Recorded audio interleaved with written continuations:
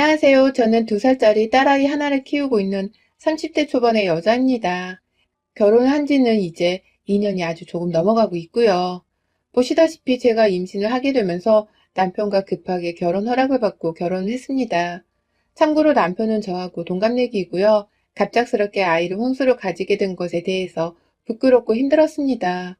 아무리 세상이 개방적으로 변했다고는 하지만 결혼을 정식으로 하기도 전에 교제 중이던 남자의 아이를 가진 것이 창피한 일인 줄은 알고 있었어요.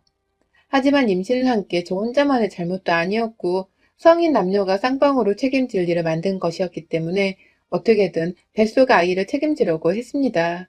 그 결과 결혼을 했고 다행히 남편은 아빠 몫에 남편 몫까지 다 해가며 나름 자신의 역할에 충실한 편이었어요. 워낙 술, 담배를 하지 않고 자기 몸 관리 하나 잘 하면서 사는 사람이었기 때문에 제가 아이를 키우면서도 옆에서 거슬리거나 안 맞는 생활 습관으로 인해서 마찰을 일으킨 건 없었습니다. 하지만 시댁은 정말 갑작스럽게 친해지기가 너무 힘들더라고요. 남편이랑은 어떻게 둘이 살게 되면서 정도 붙이고 또 아이도 태어났기 때문에 같이 부모로서 고군분투를 하다 보니 동지감도 생겨서 정이라도 들었는데요. 저희 시어머니를 포함한 그 주변의 식구분들이랑은 정말로 가까이 하기가 힘들었습니다. 일단 저희 시어머니는 결혼 때부터 임신한 저를 혼자서만 죽일 사람이라는 듯이 노려보며 싫어하는 티를 내셨습니다. 뭐 그게 직설적으로 말을 꺼내서 저한테 욕을 날리시는 것까지는 아니었지만 자기 아들의 앞날이 창창한데 저 같은 여자가 갑자기 애를 베서는 좋은 선자리며 며느리들이 다 떨어져 나갔다는 말을 결혼 초에 하시더라고요. 제가 분명히 아이를 임신한 상태였는데도 말이죠. 솔직히 말씀드리면 제가 남편보다 벌이도 더 잘 보고 대학도 훨씬 더 좋은 곳을 나왔거든요. 저는 누가 들어도 거기 명문대로 갈 인서울 대학을 졸업했고 남편은 수도권의 한 대학을 나왔고요. 회사도 엄연히 대기업을 다니고 있는 제가 훨 좋은 조건으로 다니고 있었고 굳이 따지자면 남편은 회사 이름조차 처음 들어보는 하청업체를 다니는 사람이었습니다. 이런 저희가 만나게 되었던 것은 우연찮은 친구들끼리 만난 술자리에서 눈이 맞아서였고요. 젊은 남녀였고 혈기왕성했으니 조건부터 따져보고서 가려가며 사귀기보다는 그냥 그때의 감정에 충실한 채로 사랑에 빠져서 연애를 시작했던 것이었습니다. 연애를 하는 동안에도 저는 일부러 남편 기죽을까봐 회사 얘기나 대학 얘기도 일절 꺼내지 않으며 배려를 하고 살았었고 남편도 그런 제가 고맙다며 오히려 제 성격을 많이 좋아라 해줬었어요. 그런데 결혼을 하고 나니 저 혼자만 아주 죄인이고 남편한테 가당치도 않은 여자가 돼 있더라고요. 그렇게 저를 탐탁치 않은 시어머니가 참 이해가 안 되었지만 그게 다 아들보다 잘난 며느리가 샘나고 미워서 그러는 거라는 걸 잘 알았기 때문에 별로 말을 섞으려 하지 않았어요. 오히려 그런 무례한 말을 제 앞에서 아무렇지 않게 하며 남의 집 귀한 딸을 우습게 여기는 시어머니가 만정이 다 떨어졌죠. 그래도 어른이니까 제가 명절에 제사를 지내야 할 때면 서울에서 시댁에 있는 지방까지 4시간이 걸리는 거리를 뚫고서 매번 잘 찾아갔었습니다. 오고 가고 왕복하면 8시간이 훌쩍 걸리고 둘 다 일하고 피곤해서 운전하며 장거리 이동을 하는 게 결코 쉽지 않았었는데요. 그래도 옆에서 남편이 집안 재산을 꼭 참석해야 한다고 하더라고요. 자신이 장남이라는 이유로 말이죠.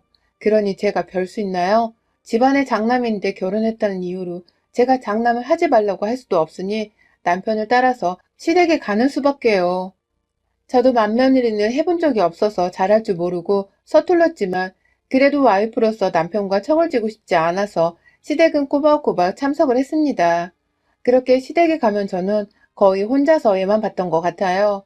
시아버지는 매번 시어머니랑 싸우시는 건지 집에 붙어 계시질 않았고 그렇다 보니 시어머니의 관심은 온전히 남편에게 쏠려 있었거든요.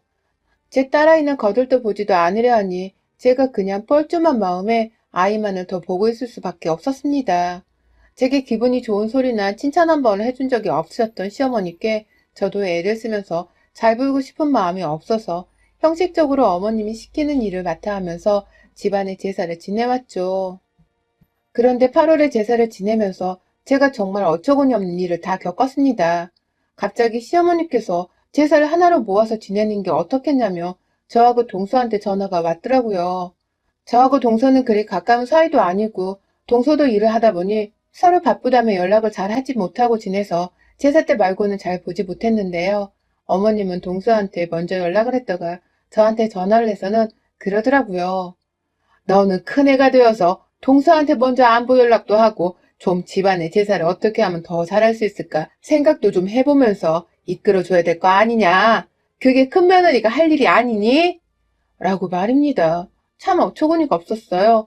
저 이 집안에 혼전이 임신으로 시집왔을 때 저 마음에 안 든다고 그렇게 싫어하는 티를 팍팍 냈던 시어머니셨고 그 옆에서 저희 동서는 시어머니 기분을 맞춰주려고 했는지는 모르겠지만 시어머니랑 함께 저를 싫어하는 티를 같이 내곤 했거든요. 요즘 세상에 혼전 임신이 우습긴 우스운가 봐요. 라고 하면서 저를 창피하다고 말씀하는 시어머니 옆에서 대뜸 말을 거들기도 했었고 제가 명문대 졸업생에 대기업에 재직 중이라고 말하는 제 남편의 말에는 그럼 뭐예요? 임신하고 이제 대기업에서 잘리는 거 아니에요?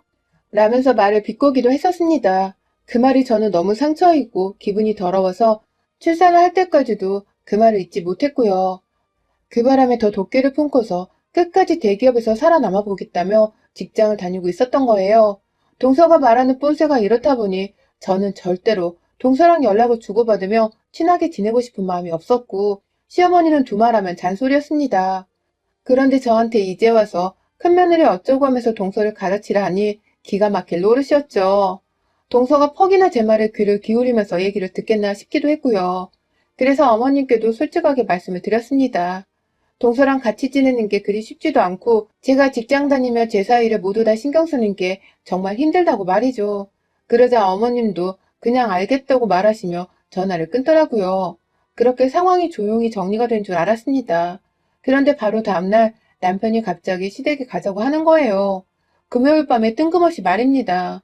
시어머니가 갑자기 호출을 했다고 하면서 제사 문제로 온 가족들이 상의를 해야 할 것 같다고 반드시 가야 한다길래 난감했지만 아이를 데리고 시댁에 갔어요. 직장인들에게 주말이 꿀인데 그 꿀을 제대로 만끽하지도 못한 채 아침 일찍 일어나 아침밥을 먹고는 4시간 운전을 해서 시댁에 거의 오후 일찍 도착을 했습니다. 도착을 하니 저희보다 2시간 정도 가까이 살고 있던 동선에는 이미 도착을 했었고요. 시어머니는 제삿날을 하나로 혹은 둘로 합치고 싶다면서 두 며느리들을 불러서는 자기 생각을 말씀하시더라고요. 그러면서 은근슬쩍 저를 돌려가시는 겁니다.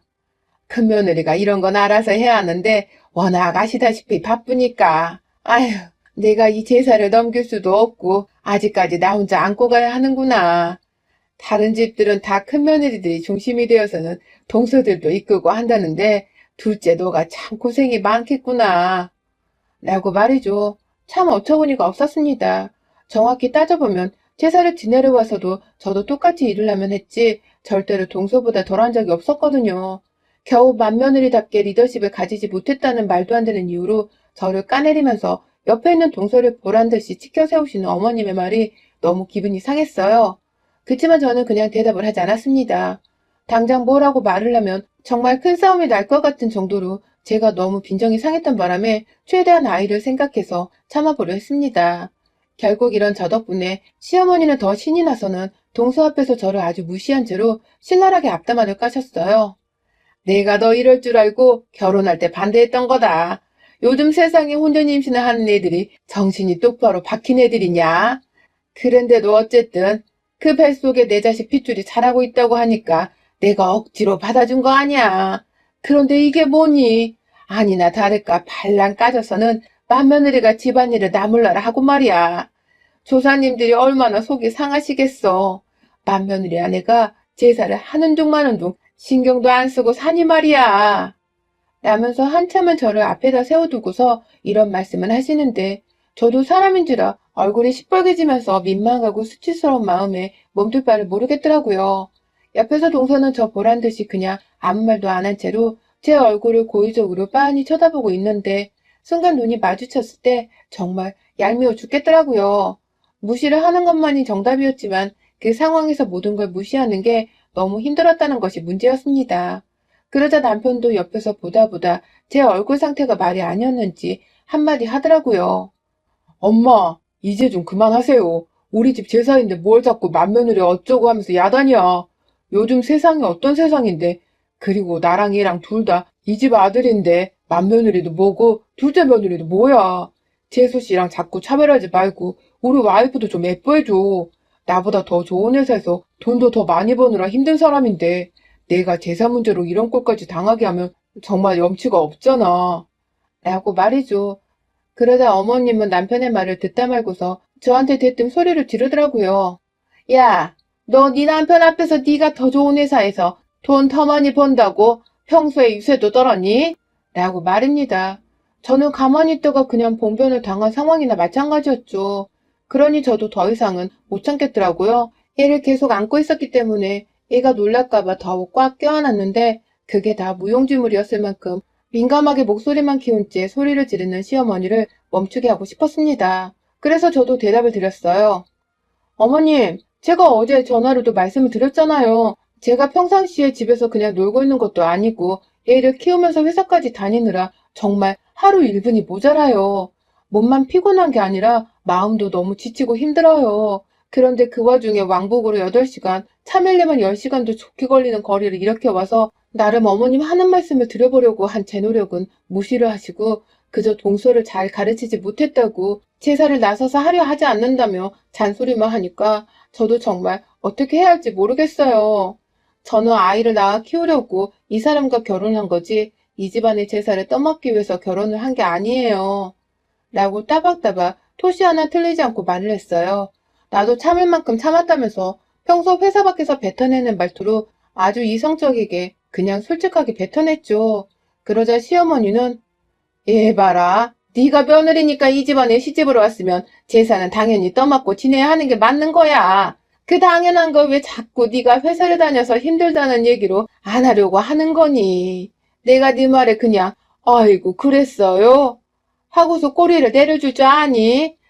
네가 맏며느리면 우리 집 제사는 네가 떠맡아. 이제라도 제대로.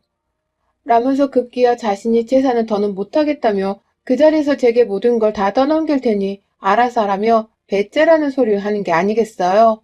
그 바람에 저도 화가 머리 끝까지 났죠. 말 같지 않은 소리를 하면서 제사를 넘기려 하는 어머님 태도도 정말 재수가 없었고요. 어머님, 제가 맏며느리인데 제사를 왜 해요? 그러면 저도 우리 집 장녀이고 남편도 장녀인 우리 집 맞사위인데 우리 남편 데려다 우리 집 제사 지내게 해도 되죠? 그쵸? 라고 말했습니다. 나도 우리 집 귀한 딸이고 엄연히 내 조상이 있음에도 결혼을 했다는 이유로 시댁에 와서 이 난리를 떨고 있다며 그렇게 따지면 남편도 우리 집 데려가서 공평하게 제사를 지내게 하겠다고 말입니다. 그러자 시어머니는 뒷목을 잡고 아주 난리가 나셨어요. 뭐가 어쩌고 어째? 내 아들을 니네 집에 데려가서 뭘 하겠다고? 이게 어디서 싸가지를 밥 말아먹고 와서 씨부를 라면서 급기야 제가 차마 사연에 다 담을 수 없는 엄청난 욕까지 퍼부어가면서 자리에서 일어나더니만 저를 곧 한 대 치기라도 하겠다는 듯 다가와 노려보더라고요. 그러더니만 내가 애초에 너같이 반란까지 여는 며느리로 들이는 게 아니었다. 어디 감히 남의 귀한 자식의 앞길을 망치기. 너같이 되바라진 년이 집에 들어와 이 싸움이 나는 거 아니야? 이래서 집안에 사람이 잘 들어와야 한다더니만. 라면서 급기야 저를 또다시 인격적으로 모욕을 하시는 게 아니겠어요? 지금 생각해보면 저도 잘한 건 없지만 너무 억울해서 그대로는 못 넘기겠더라고요. 남의 귀한 딸을 데려다가 한다는 말이 자꾸만 반란까진 혼전 임신한 여자라고 하질 않나? 갑자기 맏며느리 대접해주겠다며 집안의 제사를 떠맡으라 하지를 않나? 너무 괴로운 마음에 아이를 남편에게 안겨주고는 어머니께 말씀드렸어요. 어머님도 저 혼전 임신하고 이 집안에 시집와서 마음에 안 드시죠? 저도 마찬가지예요. 그렇게 콘돔 쓰라쓰라 했는데도 구태여 남의 귀한 집딸을 임신시켜서는 이런 집에 시집 오게 해서 팔자에도 없던 시집살이에 제사까지 지내게 하는 남편이 밉고 어머님도 미워요. 저한테 정말 왜 이렇게까지 말하시는 거예요? 제가 뭘 그렇게 잘못했는? 라고 말이죠. 하지만 저는 말을 끝까지 잊지 못했습니다. 시어머니가 싸가지 없다며 저를 두들겨 패셨기 때문입니다. 갑자기 날라온 뺨따구에 제가 순간 정신을 잃은 줄 알았어요. 정신이 멍해지며 이게 도대체 무슨 상황인가 싶었는데 제 정신을 차리기도 전 시어머니는 저에게 뺨을 한 대 더 치셨고 급기야 제가 자리에서 빠져나와 집으로 가기 위해 남편에게 차키를 달라고 하는 순간까지도 저를 따라와서는 제 등짝을 손과 발을 이용해 던져내며 절 때리기 시작했습니다. 미쳐 날뛰는 거머리 마냥 저를 손에서 놓지 않은 채 계속해서 때리는 바람에 급기야 아이를 안고 있던 남편이 놀래선 저와 아이를 데리고 시댁에서 나왔어요. 시어머니는 그러고도 끝까지 저를 따라 나오다 급기야 현관에 있던 신발을 제게로 던졌어요. 제 아이가 바로 옆에 있었는데 하마터면 그 아이가 신발을 맞을 뻔한 겁니다. 그 순간 저도 이건 못 참겠더라고요. 남편이 정신없이 차로 달려가서는 차문을 열고 아이를 눕힌 사이 저는 반대로 정신없이 시어머니께 달려들었습니다. 제가 다가오자 절 때리기만 하고 있던 시어머니가 와보라며 절 자극하더라고요. 그리고 저는 현관에 서 있던 시어머니를 뒤로 밀친 채 바로 옆에 있던 소파에 밀어 넘어뜨려선 아무것도 남지 않도록, 아무 폭력의 흔적이 남지 않도록 시어머니의 이마를 소파에 누른 채로 얼굴에다가 침을 튀겨가면서 소리를 질렀어요. 잘 들어요. 나 이대로 서울 가서 당신 폭력죄로 고소해버릴 거야. 나 이거 좋게도 병원 가서 진단서 떼면 당신 엿먹일 수 있어. 감히 날 때리겠다고 내 아이가 안겨있는 쪽으로 신발을 던져? 네가 사람이야? 내가 지금 당신 얼굴을 머릿속으로는 수십 번도 더 도끼로 내리쳤어. 알아? 그래도 참을 거야.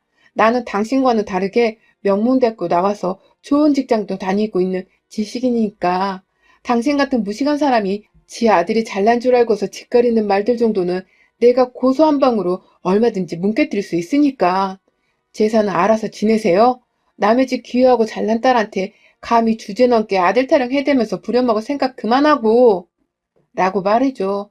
오히려 눈을 부릅뜬 채로 반말을 짓거리며 시어머니를 힘으로 제압하니 시어머니도 한참 발길질을 하고 어떻게든 자리에서 일어나려다가 결국 그 자리에서 제 말을 듣더라고요. 그리고 저는 자리에서 일어나자마자 저를 보고 있던 동서한테 말했습니다. 되도 않는 콩가루 집안에서 며느리 제집 받겠다고 여자 망신 시키지 마. 지들 조상님 모시는 건 피부치들이 보고 모시게 하라고. 이 얼간아. 라고 말이죠. 그리고 옆에서 저를 어떻게든 데리고서 빨리 집을 나가려고 하는 남편에게서 차키를 빼앗아 들며 말했습니다. 나 진짜 너 같은 거 데리고 사느라 정말 자존심 많이 상했거든.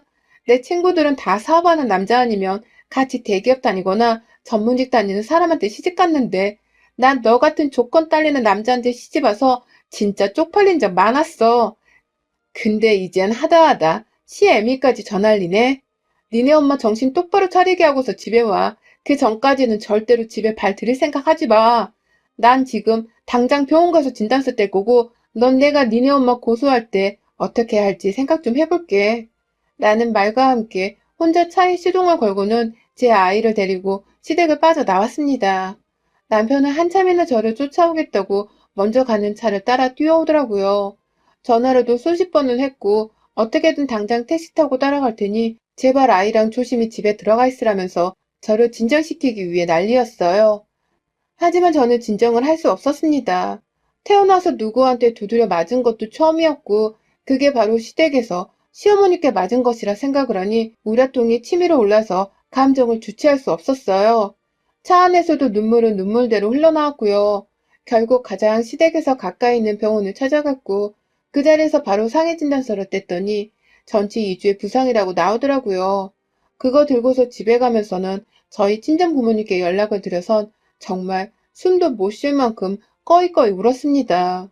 너무 울어서 운전하기가 힘들다며 고속도로 갓길에까지 세워놓고는 우니까 친정 부모님도 난리가 나셨어요. 딸내미가 시어머니한테 제사 문제 얘기를 하다가 질나쁜 애 소리를 들어가며 두드려 맞았다고 하니 친정 아버지도 화가 머리 끝까지 나서는 저희 남편한테 전화를 하셨고 결국 그날 저희 부부는 제 친정집에서 다시 만났어요. 아버지가 저희 부부를 둘 다 호출했거든요. 남편은 바로 친정집에 들어오자마자 저희 아버지한테 주먹으로 얼굴을 두들겨 맞았답니다. 기울어지는 남자한테 겨우 귀한 딸내미를 마지못해 보내놨더니 애를 때렸다면서 이래서 집안과 남자 조건을 잘 따져보고 결혼을 해야 하는 거라며 어찌나 화를 내고 주먹을 날리며 남편을 나무랐는지 몰라요. 저는 그거 다 찍어서 시어머니께 사진으로 전송했습니다. 왜냐고요? 속 터져 죽으라고 말입니다. 지 아들이 저처럼 사돈집에서 얻어맞는 걸 보고서는 얼마나 속이 뒤집어졌을까요? 시어머니는 사진을 확인하자마자 저한테 연락이 오고 아들 내버려두라고 문자도 오고 꼴값을 질리도록 떨었어요. 하지만 저는 맞은 만큼 저희 아버지가 갚아줬네요.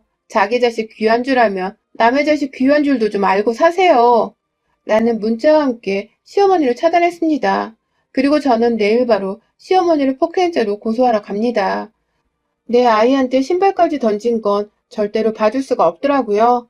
마찬가지로 우리 아버지를 자기 아들 때린 죄로 맞고소를 하지 않을까 싶었는데 돈이 없는 콩가루 집안이라 그런지 고소한다는 말에 지금 완전히 꼬리를 내려서는 급기야 동서까지 나서서는 시어머니를 대신해 제게 사과를 하고 있습니다.